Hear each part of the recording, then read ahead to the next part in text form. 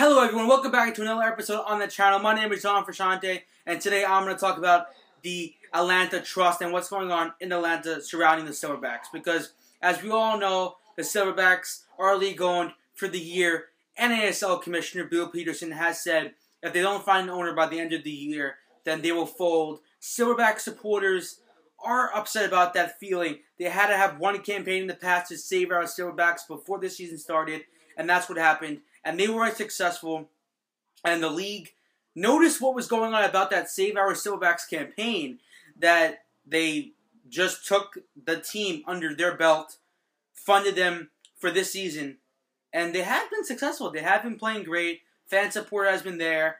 And now there hasn't been so much news surrounding potential ownership for the Silverbacks.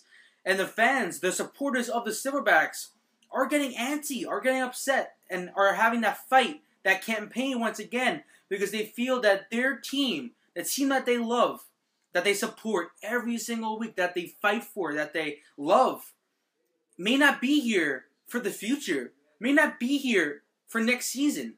And that's something that I know personally, I know people in Atlanta that just can't think about that. It just can't go through their head that they may not have a team in their backyard anymore. Well, they will have an MLS team, but that could be a topic for another day surrounding NASL MLS. Could that be a possibility? Well, can two teams in the same market compete? I think it could.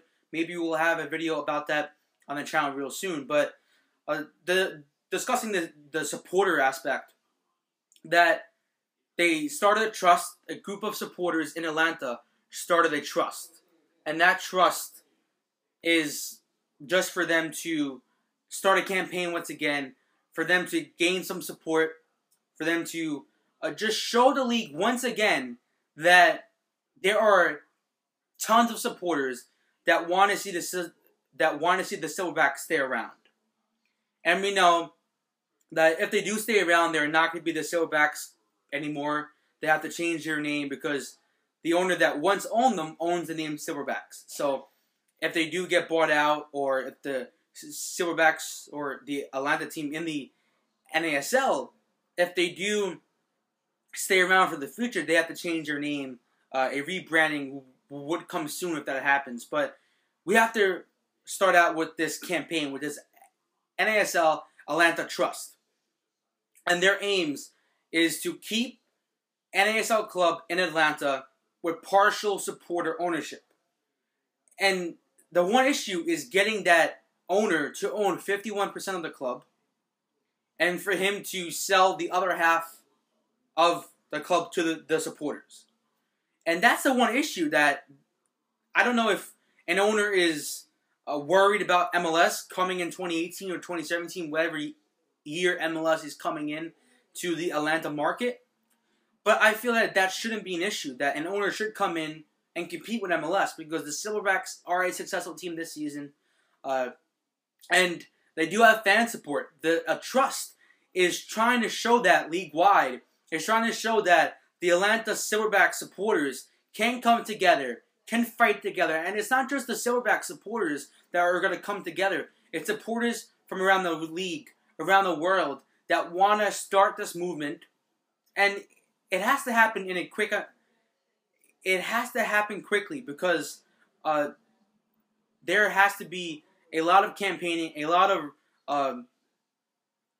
sharing what's going on, a lot of retweeting, or a lot of people talking about the trust, because I know that eventually they want to open up memberships so people can invest into the trust, can show the league, can show Bill Peterson that this team has supporters, that has people that love the club and doesn't want to see them go. If the league sees that, if the league sees a lot of members join to the future of this club and that join this trust, then I feel personally that the league is going to think twice about, should we keep this team or should we fold them?